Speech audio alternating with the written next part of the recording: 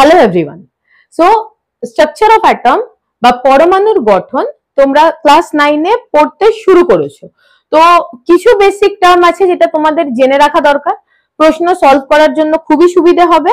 তার প্রথম একটা হচ্ছে পরমাণু ক্রমাঙ্ক বা পারমাণবিক সংখ্যা, যেটাকে ইংলিশে বলা হয় অ্যাটমিক নাম্বার। অ্যাটমিক নাম্বার ব্যাপারটা কি না, পরমাণুর নিউক্লিয়াসে মানে কেন্দ্রকে কি কি থাকে না, প্রোটন আর নিউট্রন, তাকে কেন্দ্র করে ঘুরতে থাকে কারা না, ইলেকট্রন। তাহলে পরমাণু ক্রমাঙ্ক আমরা কি বলবো, যা নিউক্লিয়াসের মধ্যে যতগুলো প্রোটন থাকে তাকে আমরা বলবো পরমাণু সংখ্যা বা পরমাণু ক্রমাঙ্ক।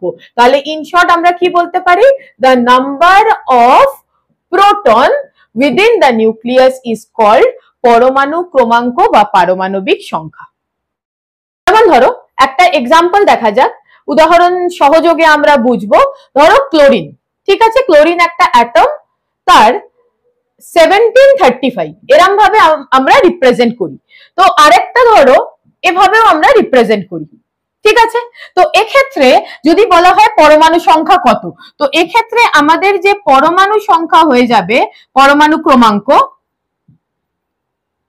সেই পরমাণু ক্রমাঙ্কটা কিন্তু হয়ে যাবে কত না, 17। আরেকটা দেখে নেওয়া যাক, হাইড্রোজেন 1 এর পরমাণু ক্রমাঙ্ক কত হয়ে যাবে, 1।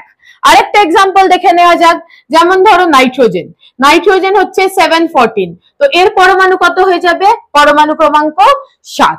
এরকম ভাবে যে কোনো অ্যাটমের যদি এরকম কোনো রিপ্রেজেন্টেশন দেখো, তো নিচে যে নাম্বারটা থাকবে সেটা হয়ে যাবে অ্যাটমিক নাম্বার বা পরমাণু ক্রমাঙ্ক।